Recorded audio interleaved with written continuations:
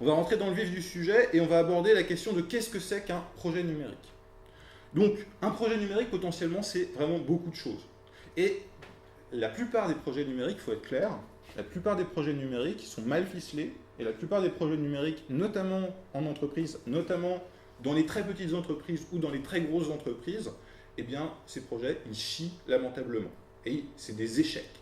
Alors, pourquoi est-ce que c'est des échecs? Parce que c'est des projets qui vont être confiés uniquement à des informaticiens. Parce qu'on part du principe que un projet numérique, c'est de la techno, quoi. Donc il faut que ce soit des ingés qui sont forts en développement, hein, qui développent le projet. Le problème, c'est que si on confie uniquement le projet à des ingénieurs, des gens qui ne concernent, ou pas forcément que des ingénieurs, mais des gens en tout cas qui travaillent uniquement sur l'aspect technologique, ils oublient un des points absolument essentiels, c'est les utilisateurs. Au bout du compte, hein, une technologie, elle a de sens que si elle est utilisée par les utilisateurs et si en plus elle apporte un bénéfice par rapport à la situation précédente. C'est-à-dire que concrètement, si on propose une technologie et que ça fait chier les gens, ils ne l'utiliseront pas. C'est aussi simple que ça. Alors, autre point qui généralement fait chier, qui fait avorter les projets numériques, le fameux cahier des charges. Donc le cahier des charges, hein, c'est on note toutes les spécifications, hein, on se dit, bah alors dans mon truc, je veux qu'il y ait ça, je veux qu'il y ait ça, je veux qu'il y ait ça, je veux qu'il y ait ça.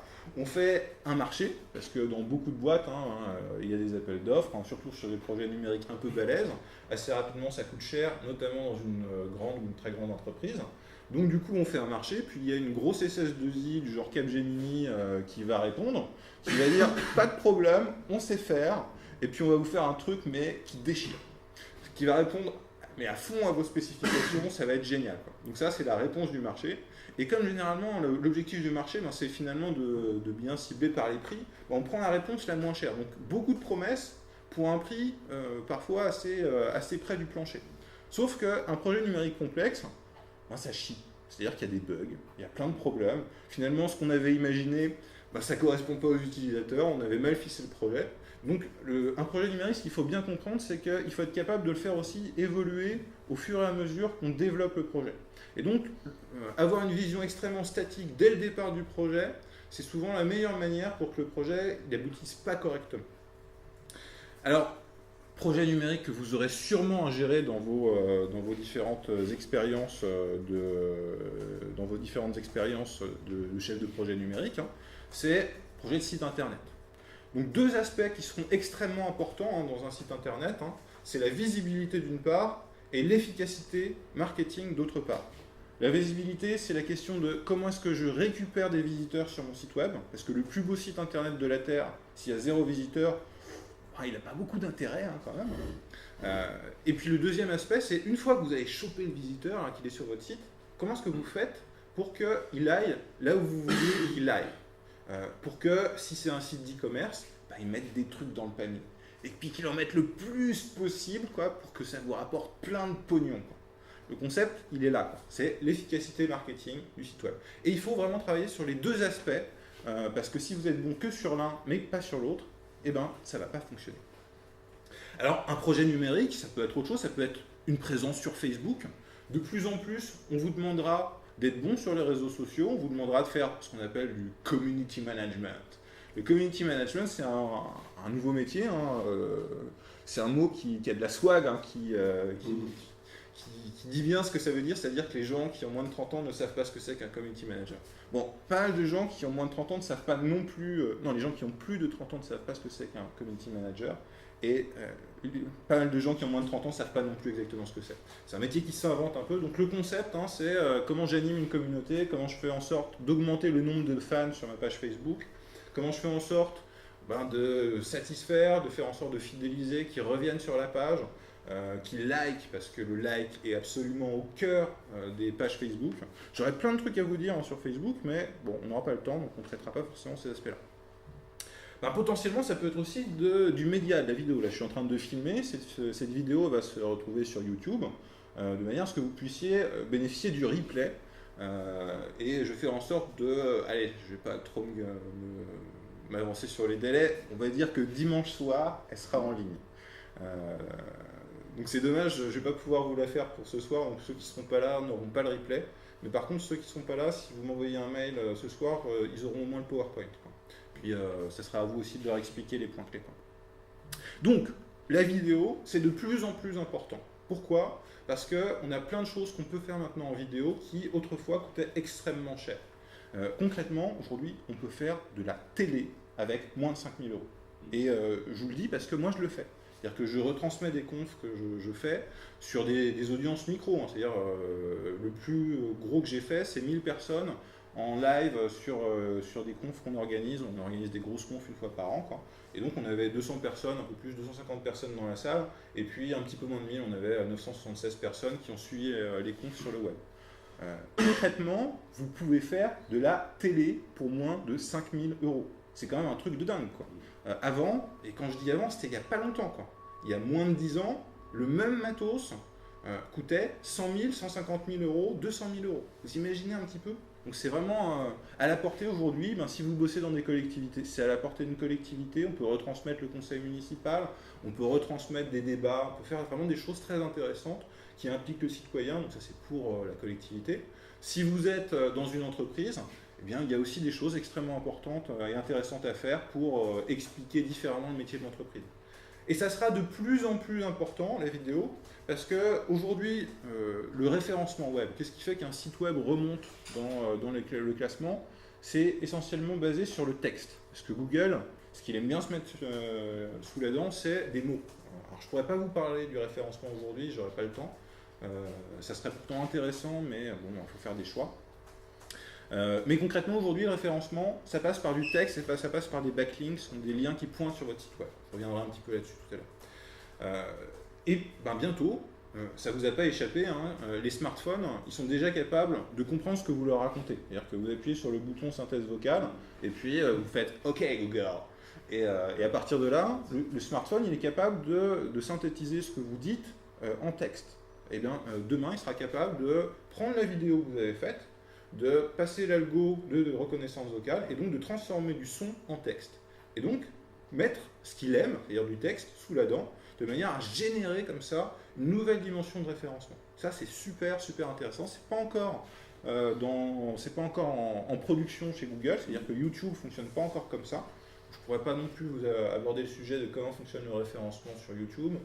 C'est encore un sujet en soi, mais en plus, ces choses bougent très vite. Mais en tout cas, avec les technos qu'ils ont mis au point, eh bien, bientôt, il y aura toute une nouvelle dimension, parce que par contre, leur algo sur le texte, ils ont quand même de l'expérience. Ça fait un bout de temps qu'ils font ça.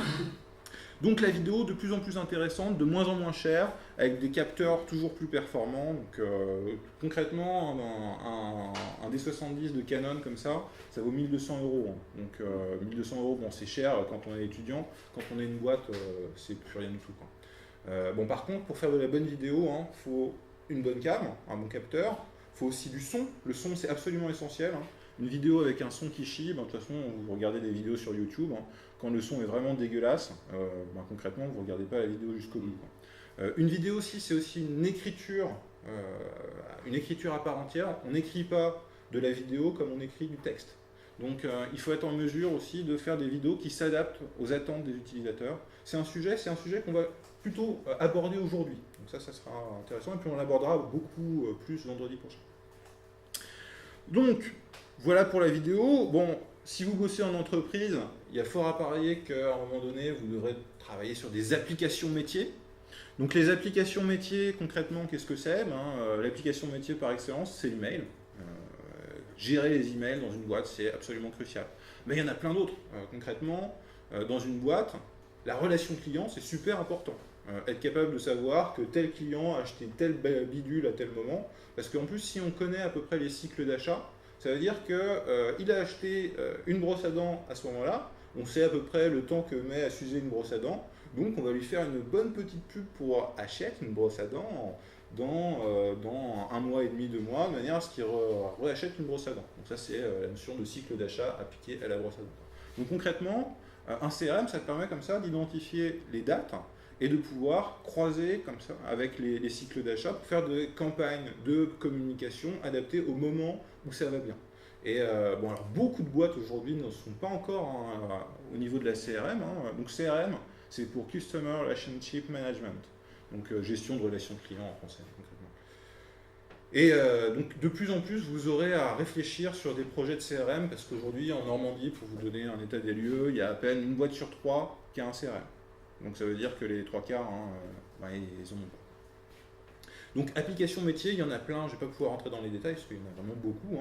Dans l'industrie, c'est des ERP. Donc les ERP, ça permet de gérer tous les flux de pièces, les flux de commandes, la gestion des ressources humaines, et de manière à optimiser la productivité. Donc ça, c'est des logiciels qui sont extrêmement utilisés en industrie. Mais encore une fois, il y a plein de petites industries en Normandie où ils ne sont pas équipés ou pas bien équipés. Donc encore une fois, c'est des projets sur lesquels vous pouvez être amené à travailler.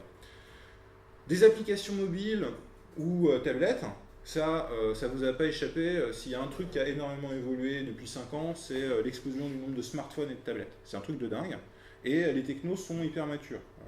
Donc aujourd'hui, pour développer sur Android concrètement, faut apprendre le Java, faut apprendre quelques petites technos. En plus, c'est pas du Java qu'on va utiliser pour faire du web, typiquement, c'est du Java bien optimisé pour le smartphone.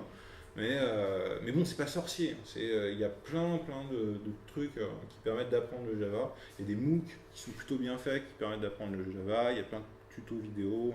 Si vous parlez l'anglais, sur le site de Google consacré à Android, sur lequel vous pouvez télécharger le kit de développement, il y a plein d'exemples sur comment est-ce qu'on développe des applications pour Android. Donc voilà, aujourd'hui en fait, c'est finalement pas, je vais pas vous mentir, ça ne s'apprend pas en 2 jours à programmer, mais c'est pas insurmontable. Si vous aimez ça, si vous êtes curieux, si vous aimez les puzzles, concrètement, le développement est peut-être fait pour vous et il y aura du boulot dans ces branches-là.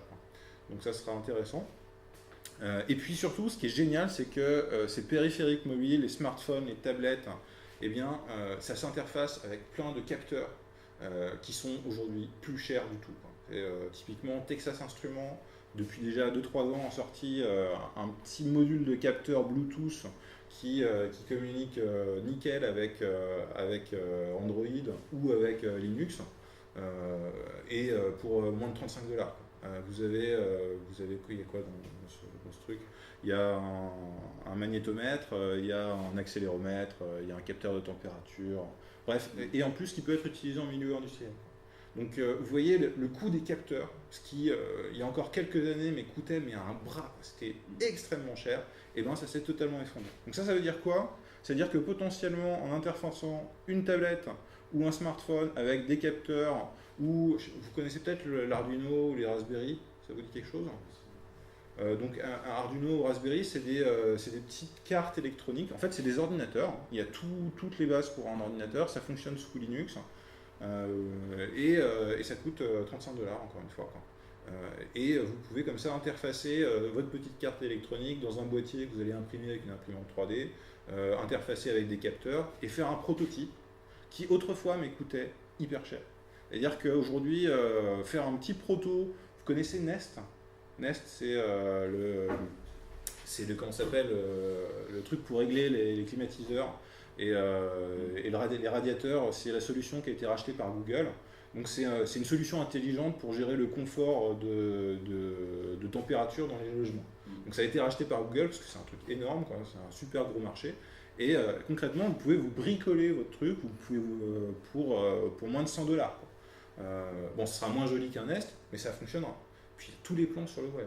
Vous pouvez, il y a l'université de Glasgow qui a fait les plans. En mettant des Raspberry Pi en série, ils ont fabriqué un supercalculateur pour moins de 8000 pounds. L'équivalent en termes de puissance de calcul chez IBM coûte à peu près 300 000 $. Vous imaginez, vous êtes bricoleur, vous kiffez un petit peu, vous êtes un peu en gros geek, vous pouvez vous fabriquer un putain de supercalculateur, mais yeah, comment ça claque, Et c'est ça, c'est aujourd'hui, c'est maintenant et c'est demain, Et donc du coup, moi quand j'ai commencé dans mon métier, tout était super compliqué. À l'époque, on a développé une plateforme de blog multimédia. Alors ça s'est passé, en fait, quand on a développé ça, les blogs n'existaient pas. Donc on a appelé ça des e-pass. Et du coup, ça a chier parce que déjà, à l'époque, les gens me disaient Internet, mais ça sert à quoi, On n'a pas besoin de site Internet. Et c'était en 2003. En 2003, les gens me disaient à quoi ça sert Internet? Il n'y avait que 1 million de personnes qui étaient raccordées au haut débit à l'époque, en France. Donc on était encore, les autres internautes, l'essentiel des internautes, c'était sur des putains de modems 56K qui faisaient bip bip, quoi. Donc je sais pas si vous vous rappelez de cette époque, mais bon voilà, ça a quand même bien changé aujourd'hui pour faire du développement. On a plein de librairies qui permettent de simplifier la vie, il y a plein de codes déjà tout faits qui marchent super bien, et on peut faire des trucs super jolis en relativement peu de temps. Donc on vit dans un monde, mais en tant que gros geek, on vit dans un putain de monde merveilleux, quoi. Mais moi je vous le dis, et ça coûte pas cher de développer des prototypes, quoi. Donc voilà, mobile, tablette, il y a beaucoup de choses à faire à ce niveau-là, quoi. Alors des plateformes. Des plateformes, vous en avez sûrement entendu parler, ou si vous n'avez pas entendu parler, vous en avez évidemment fréquenté. Des plateformes, c'est la mise en relation d'offres et de demandes. Il y en a plein sur le web, c'est vraiment le concept de base. N'importe quel site de rencontre, c'est une plateforme. N'importe quel YouTube, c'est une plateforme. C'est-à-dire qu'il y a des gens qui sont producteurs de vidéos, qui vont mettre leurs vidéos sur la plateforme de manière à ce que des amateurs de vidéos puissent les regarder. Donc c'est comment est-ce qu'on fait dans une interface web rencontrer une offre et une demande, et potentiellement ça peut avoir plusieurs faces. C'est-à-dire offre, demande, mais gratuite. C'est-à-dire que les gens comme ça mettent du contenu sur la plateforme, d'autres consultent le contenu gratos, et puis il y a des annonceurs publicitaires qui vont toucher ces gens-là. Et concrètement, c'est Facebook, c'est YouTube. Après, il y a des plateformes payantes, hein, typiquement Mythique, Adopte un mec. C'est des modèles économiques où là, on fait payer les gens par rapport à un service qui est rendu sur la plateforme. Donc les plateformes, il y a énormément de plateformes à développer, hein. Franchement, il y a plein de choses à faire. C'est assez compliqué à lancer parce que concrètement, quand vous développez une plateforme, vous avez souvent besoin de deux communautés qui ne se connaissent pas, qui ne vous connaissent pas. Et donc la question, c'est comment est-ce que je gère mes 1000 premiers utilisateurs? Parce qu'un site de rencontre où vous êtes tout seul, c'est pas très intéressant. Donc voilà, c'est tout ça pour dire voilà, les enjeux d'une plateforme. Donc les utilisateurs, vraiment, c'est super important. Si en tant que chef de projet, vous avez un truc à retenir, c'est développer des trucs pour vos putains d'utilisateurs, quoi. Pas pour vous faire plaisir, pas pour faire plaisir à votre direction générale. Alors si, il faut quand même faire plaisir à la direction générale, parce que sinon, vous n'aurez jamais de pognon. Mais donc là, l'objectif aujourd'hui, c'est comment faire plaisir à la direction générale tout en faisant plaisir aux utilisateurs. J'aurais pu intituler mon cours comme ça. Des prestataires, vous aurez forcément besoin de bosser avec des prestataires. Surtout si vous n'êtes pas des technophiles, hein.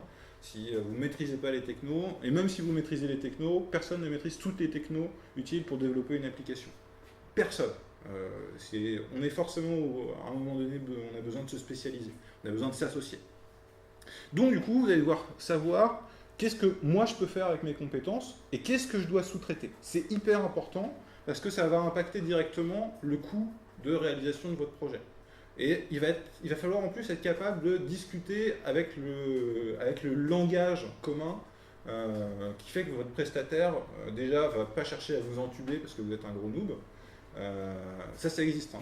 Le nombre de boîtes qui comprennent pas les enjeux du web que je vois, qui arrivent comme me voir et me disent ah là là, ça marche pas du tout. Ah. Bah ouais, effectivement, vous n'avez pas fait ça, vous n'avez pas fait ça.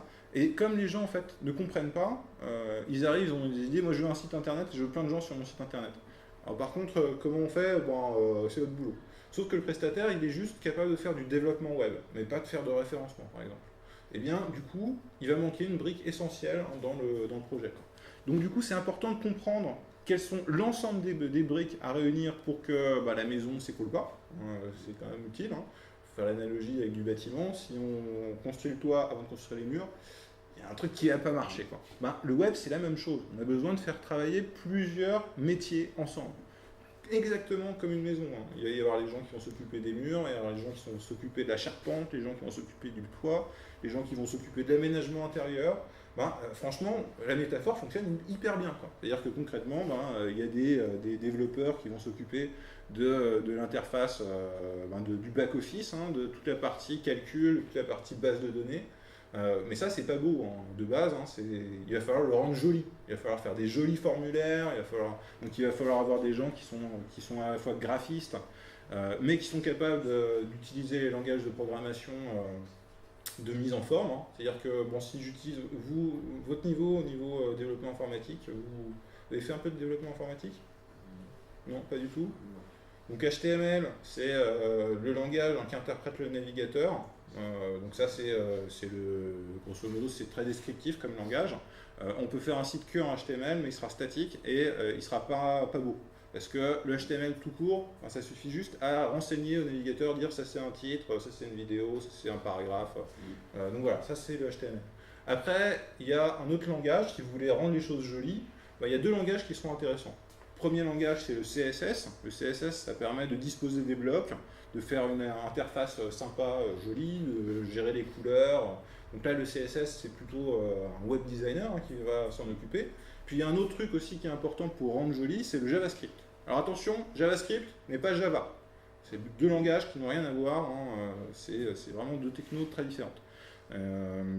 Donc JavaScript, ça va servir à faire des petites animations, c'est-à-dire gérer des menus, gérer les slideshows. Il y a de plus en plus de slideshows sur les sites web. C'est du JavaScript, typiquement. Tout ce qui va être aussi, alors bon, c'est un petit peu plus compliqué, je ne vais pas rentrer dans les détails, mais il y a une techno qui est de plus en plus utilisée, c'est vous allez sur un site web, vous remplissez des formulaires comme ça, et puis ça change l'apparence de la page, sans même qu'il y ait de chargement. Donc ça c'est de l'Ajax, et ça c'est comment est-ce que je fais dialoguer du JavaScript avec du langage dynamique qui va interroger une base de données, mais sans recharger la page. Donc ça commence à devenir un petit peu plus compliqué. Et ça c'est plutôt le développeur, c'est plutôt des développeurs qui maîtrisent des langages dynamiques et qui en plus maîtrisent bien le JavaScript, qui vont être capables de gérer ça. Donc comme langage dynamique, typiquement très utilisé, PHP. PHP en Facebook est développé en PHP, WordPress, qui est le plus gros système de sites utilisé aujourd'hui, est développé en PHP. Il y a Philippe qui essaye de m'appeler depuis tout à l'heure, j'espère que... donc c'est développé en PHP. Autre point qui est important aussi, c'est comme langage de programmation, il n'y a pas que PHP, Java typiquement aussi est très utilisé, surtout dans le monde de l'entreprise.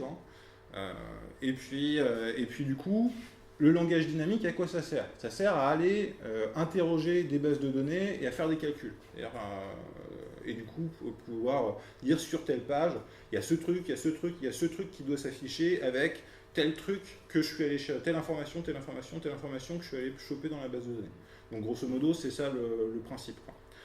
Et donc vous avez besoin d'interroger la base de données, et là vous avez encore besoin d'un autre langage qui est aussi descriptif, assez facile à apprendre, qui s'appelle le SQL. Et avec tout ça, vous êtes capable de développer des applications. C'est tous les langages qui sont nécessaires pour pouvoir faire ça. Pas un de plus, pas un de moins. Donc vous voyez, bon, ça fait plusieurs langages, personne n'est bon partout, mais on peut déjà s'initier à un peu tout pour comprendre au moins les bases et pour être capable de discuter au moins avec des langages similaires quand on bosse avec des prestataires. Et puis enfin, dernier point hyper important quand on doit monter un projet, c'est la question des ressources, du fric concrètement, mais pas que du fric. Le fric, le temps, les compétences, ça c'est des ressources. Et si vous manque des ressources, vous ne pourrez pas mener à bien vos projets. Donc c'est important de bien comprendre aussi quelles sont les briques dont on a besoin pour monter le projet, de manière à pouvoir calibrer les ressources dont on a besoin pour pouvoir faire aboutir tout ça. Alors quelles sont les questions clés? Ça fait 21 minutes. Hé, hey, arrête-toi. Ah, très bien. Alors quelles sont les questions clés qu'on doit se poser? Ça va reprendre un petit peu la slide précédente, mais en les formulant sous forme de questions, de problématiques. Donc première question, c'est quelles sont vos cibles? Ça, je vais y revenir souvent. Les cibles, c'est vos utilisateurs, mais pas que les utilisateurs. Vous allez généralement avoir plusieurs cibles par rapport à un projet, donc on reviendra sur ces questions-là. Quel est le service que vous voulez présenter à vos cibles, à vos utilisateurs? C'est hyper important d'être en mesure d'expliquer en 1 minute top chrono à quoi ça sert votre bidule, quoi. Et si vous n'êtes pas capable de le faire, que vous avez besoin de 25 minutes pour expliquer quelle est la valeur ajoutée que vous apportez à travers votre service, franchement, les gens ils vont faire au bout de 2 minutes, ouais, ton truc c'est pas mal, mais est-ce qu'on peut se rappeler? Donc là, ça veut dire que vous avez lamentablement échoué. Donc c'est hyper important d'accrocher les gens et de les accrocher rapidement. Troisième point extrêmement important, le pognon. Comment est-ce qu'on en gagne, combien ça coûte, et comment on fait en sorte que ça rapporte plus que ça coûte. Donc ça, c'est des questions qui sont absolument essentielles. Il faut être capable de bien y répondre, sinon vous ne serez pas suivi. Alors, quelle est votre ambition? Ça, c'est aussi extrêmement important quand on gère un projet. Il faut être capable de se projeter un peu dans l'avenir, de savoir, à la fin de l'année, imaginons vous développez une plateforme, imaginons, très mauvaise idée, je vous donne, mais vous développez un site de rencontre, comme s'il n'y en avait pas suffisamment, et vous dites, bon allez, moi je vais devenir à terme, dans 5 ans, je serai le leader du site de rencontre sur le marché mondial. Yeah! Genre mégalo, quoi. Avant d'en arriver là, eh bien, le chemin est long et les racines sont amères. C'était mon vieux maître en arts martiaux qui me disait ça. Le chemin est long, les racines sont amères, mais le fruit est doux. Voilà. Donc concrètement, ça veut dire qu'avant d'arriver à plein d'utilisateurs, il faut déjà commencer par les 1000 premiers. Et ça, c'est votre premier objectif. Qu'est-ce que vous allez mettre en œuvre? Ça, c'est l'ambition à court terme. Qu'est-ce que vous allez mettre en œuvre pour pouvoir avancer petit à petit vers votre objectif final? Et c'est hyper important de bien comprendre ça parce que la plupart des gens qui arrivent avec un projet, qui viennent me voir, soit ils focalisent uniquement sur le tout de suite, soit ils focalisent uniquement sur la vision à terme, mais ils ont du mal à imaginer le cheminement qui les amène quelque part. Donc ça, c'est ce qu'on appelle une stratégie de développement, pour utiliser un gros mot. C'est hyper important de savoir par quoi on commence, quelles sont les étapes intermédiaires, de manière ne serait-ce qu'à se donner des jalons. C'est-à-dire, si au bout d'un mois, on a 0 utilisateur, il est temps de se poser des questions de pourquoi. Si nos utilisateurs ils s'inscrivent, il reste 10 minutes et puis ils ne reviennent plus jamais, pourquoi? Donc tout un ensemble de questions intermédiaires comme ça qui sont hyper importantes. Donc ça, c'est les ambitions, les objectifs à la fin de l'année, dans 5 ans, et puis ensuite, par quoi je commence, qu'est-ce que je mets en œuvre dans les jours et dans les semaines à venir pour avancer vers mes objectifs. Donc quelles sont mes compétences? Il faut être clair par rapport à ça. Il ne faut pas s'imaginer plus fort qu'on ne l'est, parce que si on surévalue ses compétences, à un moment donné, ça va nous retomber sur la gueule. Parce qu'il y a un truc qu'on veut faire, qu'on a besoin de faire, mais qu'on ne saura pas faire. Et ça arrive forcément. Donc il faut être clair sur ses compétences. Il faut être clair du coup pour savoir de quelles compétences on va avoir besoin. Potentiellement, comment est-ce qu'on les développe soi-même, comment est-ce qu'on apprend à faire les trucs. On apprend des choses à l'école, on apprend des choses tout au long de sa vie, surtout quand on est dans le web. Si moi je m'étais contenté de ce que j'ai appris à l'école, je peux vous dire qu'il y a des trucs que je ne pourrais pas faire aujourd'hui. Donc vous allez devoir vous maintenir en veille sur les techno-clés, sur les choses comme ça qui sont importantes dans vos métiers. Donc, avec qui je vais devoir m'associer? Essayez de vous associer avec des gens qui sont complémentaires de ce que vous savez faire. C'est-à-dire que s'associer avec des gens qui savent faire exactement la même chose que vous, ça n'a finalement pas beaucoup d'intérêt. Et donc par contre, si vous vous associez potentiellement avec un business développeur, avec des développeurs informatiques, là vous êtes sur des équipes qui sont complémentaires et qui permettent de développer des applicatifs et avancer. Qu'est-ce que je vais devoir sous-traiter? Ça c'est super important parce que du coup ça va se poser assez rapidement la question, on va faire des demandes de devis, on va évaluer combien ça nous coûte et du coup ça va permettre de savoir si j'ai les moyens de mes ambitions, et 2, si je n'ai pas les moyens, comment je fais pour les acquérir? Donc voilà, c'est des questions qui sont importantes. Quel est le temps dont je dispose? Le temps, c'est super important, et vous allez voir sur la slide suivante, c'est vraiment au cœur des projets, et les moyens dont je dispose. Donc concrètement, hop, si la souris, bien. Un projet, c'est le résultat d'un équilibre dynamique entre 3 dimensions. Le temps qu'on a, les moyens dont on dispose et les objectifs qu'on se donne. Si on n'a pas de temps à consacrer au projet et si on n'a pas de moyens, forcément, il va falloir revoir les objectifs à la baisse. Ça a l'air bête comme ça, mais vous seriez surpris de voir le nombre de projets numériques qui avortent parce que les gens n'ont pas tenu compte de ces aspects-là. Parce que pour beaucoup de gens, en fait, le numérique, c'est une sorte de baguette magique, c'est la boîte noire, quoi. Ça fonctionne tout seul. Alors que non, derrière un site internet, il y a des gens de chair et de sang avec un cœur qui bat. Et si on les oublie, ces gens-là, ça ne marche pas. Et si on ne comprend pas ce qu'ils font, ça ne marche pas. C'est super, super important. Donc, du coup, ça ne marche pas tout seul. Il y a besoin de compétences, il y a besoin, sur un site web, typiquement, un site web, pour augmenter son positionnement dans Google, améliorer son référencement, il faut absolument mettre du contenu, du texte, et beaucoup de texte. C'est-à-dire qu'un texte, une page web sur laquelle on va mettre un article de texte, eh bien, ça va permettre d'optimiser le positionnement du site web sur un mot-clé ou une expression clé, mais pas plus. C'est-à-dire que le texte merveilleux qui permettrait d'être vu sur 200 mots-clés qui sont liés à votre secteur d'activité, qu'on mettrait sur une page, ça n'existe pas. C'est un fantasme de chef d'entreprise qui voudrait que tout soit simple. Mais en réalité, les choses ne sont pas telles qu'on voudrait qu'elles soient, et des fois, c'est ce qu'on appelle le principe de réalité, quoi. On s'imaginait des trucs, et puis là, le principe de réalité, paf, il te met une grosse baffe dans ta gueule. Et donc, du coup, ça nous rattrape. Et du coup, comme les gens, finalement, ils se projettent sur ce qu'ils connaissent, et que parfois, quand ils abordent des trucs qu'ils ne connaissent pas, ils se font des illusions, eh bien, ils évaluent du coup très mal les moyens à consacrer et le temps à consacrer.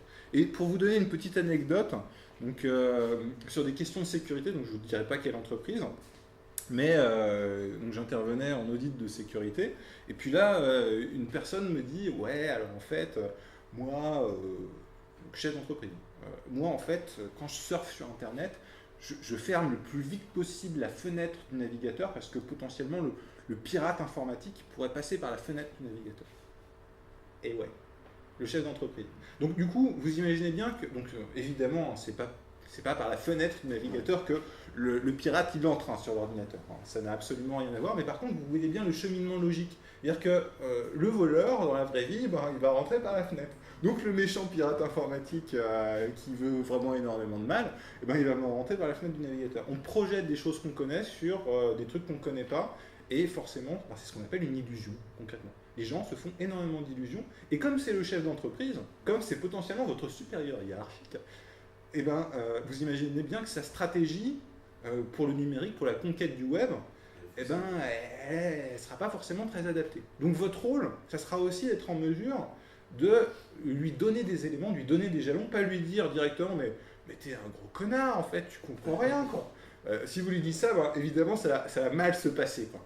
Mais par contre, si vous abordez les choses de manière plus diplomate, si vous expliquez, maintenant il y a des points qui sont absolument essentiels, il y a ce point-là, ce point-là, ce point-là. D'ailleurs, vous pouvez voir, c'est cet expert très reconnu qui a abordé le sujet.